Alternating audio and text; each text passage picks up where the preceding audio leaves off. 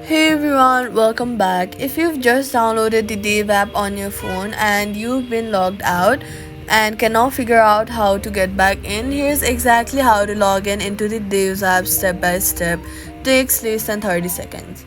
First, download the Dave app from your app store if you've not already downloaded it.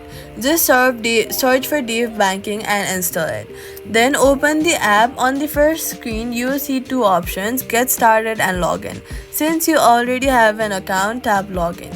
Dave signs you in using your phone number, not an email address. So enter the phone number you signed up with, including your country code. Then tap Continue, and Dave will now send you a 6-digit verification code to that phone number as a text message.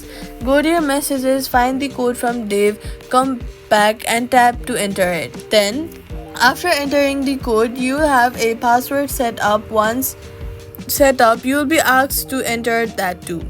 Once you're through both steps, you will fully be logged inside and your Dave account will be ready. So all you gotta do is open Dave, tap login, enter your phone number, get the code by text, enter it, then your password, and you're in. Subscribe for more Dave tutorials every day.